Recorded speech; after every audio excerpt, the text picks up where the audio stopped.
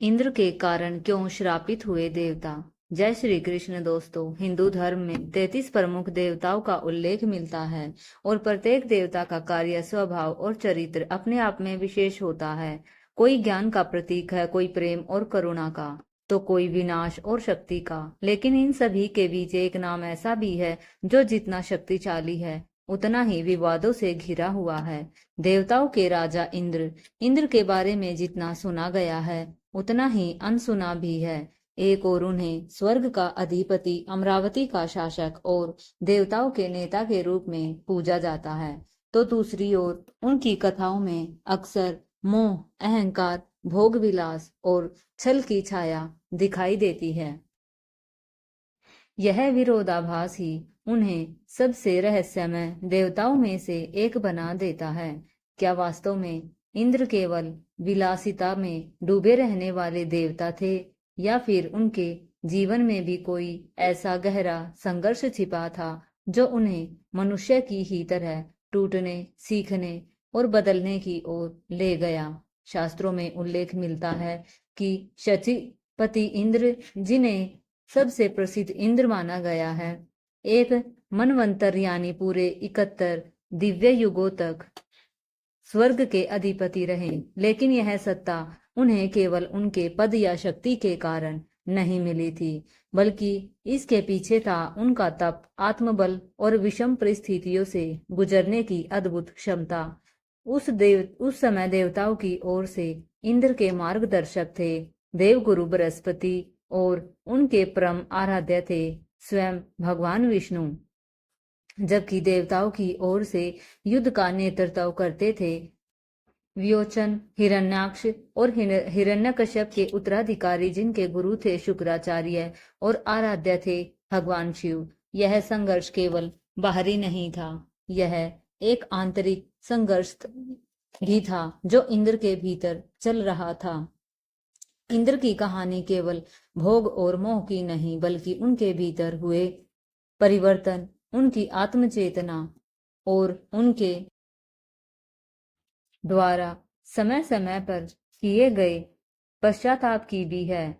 उन्होंने कई बार गलतियां की, अहंकार में डूबे, फिर उन्हीं अनुभवों ने उन्हें आत्मसुधार की ओर अग्रसर किया।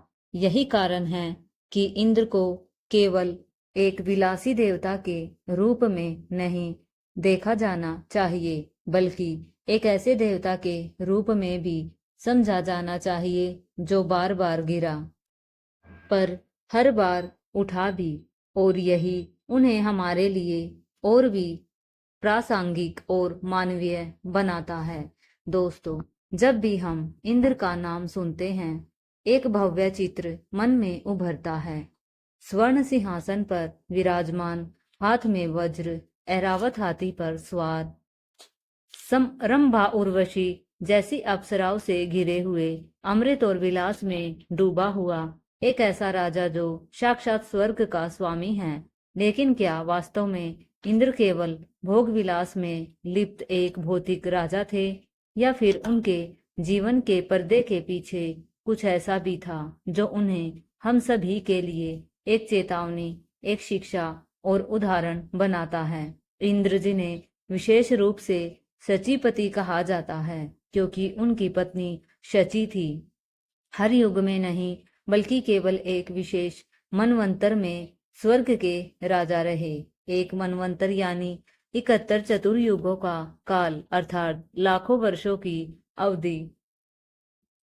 हर मनवंतर में एक अलग इंद्र होता है और वर्तमान इंद्र को सबसे चर्चित माना जाता है क्योंकि उनके जीवन में सबसे अधिक उतार चढ़ाव, संघर्ष, अपराध बोध और अंततः आत्मबोध देखने को मिलता है।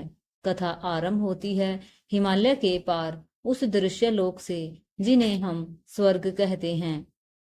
वहां देवता रहते हैं, लेकिन वह स्वर्ग कोई कल्पना मात्र नहीं था।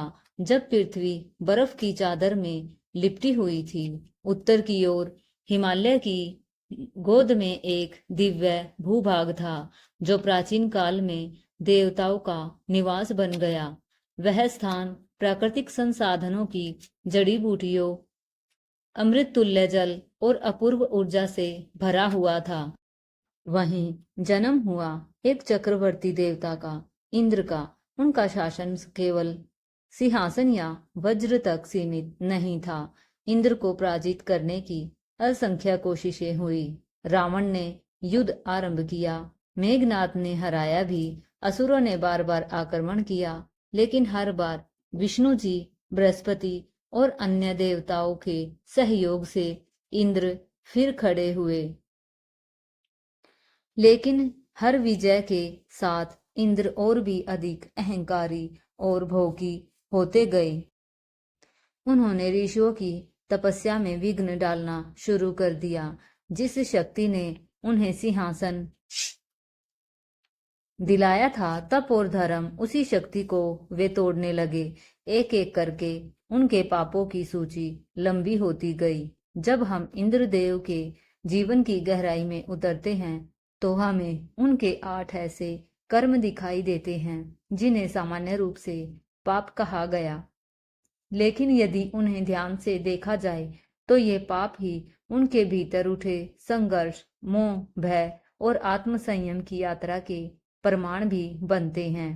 पहला पाप जो उनके चरित्र पर गहरा दाग बनकर उभरा वह था अहिल्या के साथ छल। महर्षि गौतम की पत्नी अहिल्या, उनका सौंदर्य स्वयं अप्सराओं को भी लज्जित करता था। जब इंद्र ने उन्हें छल से प्राप्त किया तब गौतम ऋषि का श्राप उन पर वज्र की भांति गिरा। तू पतित होगा, तुझे स्त्रियों के भीतर भय और नफरत की दृष्टि से देखा जाएगा। यह श्राप केवल दैहिक नहीं, आत्मिक रूप से उन्हें भीतर तक झकझोर गया।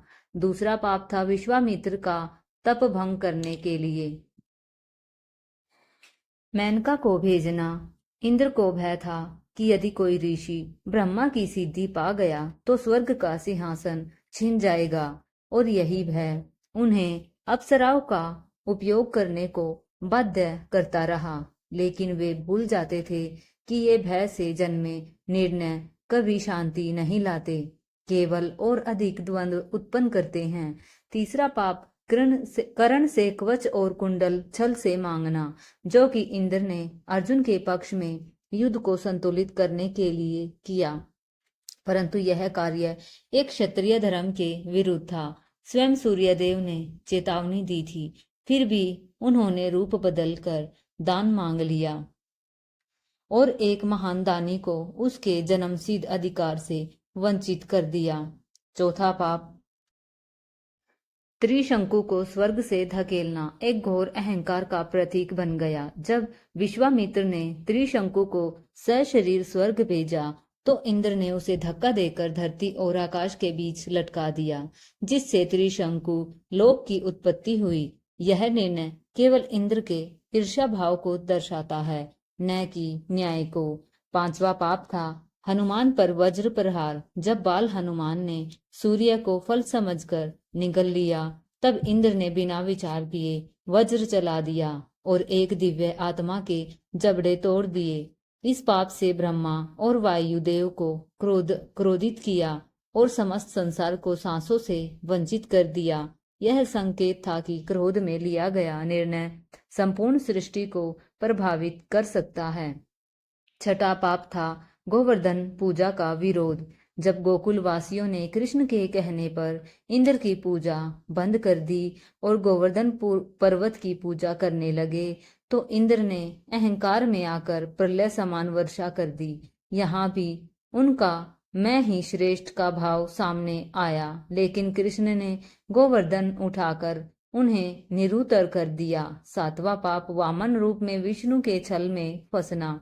जहां इंद्र ने बलि से अमृत और स्वर्ग को पुनः प्राप्त कर लिया था, परंतु इसका मूल्य बलि जैसे सत्पुरुष को पाताल भेजकर चुकाना पड़ा। आठवां और अंतिम पाप महर्षि मार्कंडेय का तप भंग करने का प्रयास जो विफल रहा, लेकिन उनके भीतर असुरक्षा और अधीरता की पुष्टि करता है।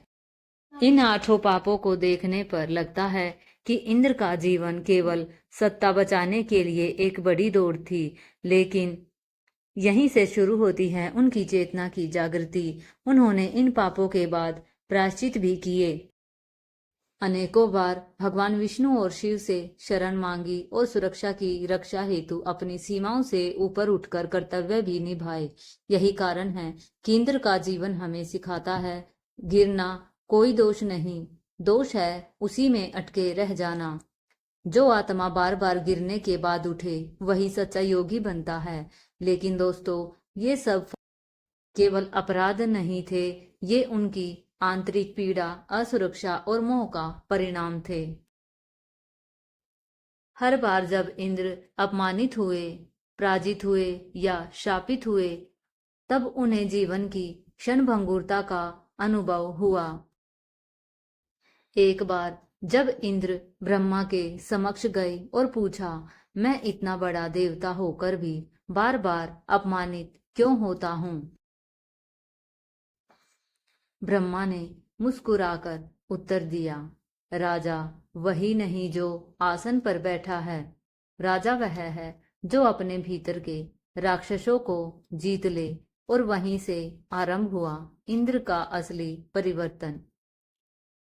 एक बार ऋषि दधीचि ने देवताओं को अपनी हड्डियां दान की ताकि उनसे वज्र बनाया जा सके और असुरों को हराया जा सके। वह बलिदान, वह त्याग इंद्र को भीतर तक झकझोर गया। उन्होंने महसूस किया कि उनका अस्तित्व इन ऋषियों, इन त्यागियों के बिना शून्य है। धीरे धीरे इंद्र ने योग, ध्यान और आत्म मंथन का मार्ग अपनाया। उन्होंने जाना कि उनका बड़ा शत्रु बाहर नहीं, अहंकार है। और यही वह मोड़ था जब इंद्र केवल स्वर्ग के राजा नहीं बल्कि एक आध्यात्मिक योद्धा बन गए। इन सभी घटनाओं से यह स्पष्ट होता है कि इंद्र केवल पूजा के पात्र नहीं रहे, वे एक चेतना भी है। उन्होंने जो किया उसका परिणाम भी भोगा। उन्होंने जितना अधर्म किया उतनी बार प्रायश्चित भी किया। हर ऋषि से क्षमा मांगी, हर पराजय से कुछ सीखा। यही उनकी सबसे बड़ी विशेषता रही। आत्मबोध। इंद्र का चरित्र हमें बताता है कि देवता भी जब इंद्रियों के अधीन हो जाते हैं तो पतन की ओर बढ़ते हैं, लेकिन जो पश्चाताप करे, सुधार करे और सच्चे मार्ग पर लौटे वही सच्चा देवता कहलाता है। इंद्र की कथा हमें अपने भीतर झांकने की प्रेरणा देती है। क्या हम भी अहंकार, मोह या भय के कारण अपने ही जीवन यात्रा में भटके तो नहीं रहे? तो मित्रों, यह थी देवराज इंद्र की कथा, एक ऐसी आत्मा की जो स्वर्ग से भी बड़ी परीक्षा में खड़ी रही। अगर यह कथा आपको भीतर तक छू गई है तो इसे शांत मन से दोबारा सुने, क्योंकि जो स्वयं को जीत ले वही सच्चा इंद्र होता है। इंद्र की यह कथा केवल इतिहास या पुराण नहीं है, यह हमारे भीतर की भी कहानी है। हम सब के भीतर एक इंद्र है जो सत्ता चाहता है, सुख चाहता है, प्रसिद्धि चाहता है। लेकिन जब तक हम भीतर के शत्रु अहंकार, लोभ और मोह को नहीं जीतते, तब तक हम बार बार गिरेंगे, जैसे इंद्र गिरे। पर जब हम भीतर से बदलते हैं तब हम भी देवेंद्र बनते हैं। इसलिए जीवन में अगर शक्ति चाहिए तो भोग नहीं, योग का सहारा लीजिए। अगर सम्मान चाहिए तो छल नहीं, सच्चे धर्म का मार्ग चुनिए। और अगर आप भी कभी गलती करें तो इंद्र की तरह उस गलती से सीखिए, सुधारिए और उठिए। यदि आपको यह कथा पसंद आई हो तो कृपया करके लाइक करें, शेयर करें और कमेंट में जय श्री हरि विष्णु अवश्य लिखें। और ऐसे ही पौराणिक रहस्यों और जीवनदर्शी कथाओं के लिए हमारे चैनल को सब्सक्राइब जरूर करें। मिलते हैं अगली कथा में, तब तक जय श्री राम, जय श्री हरि।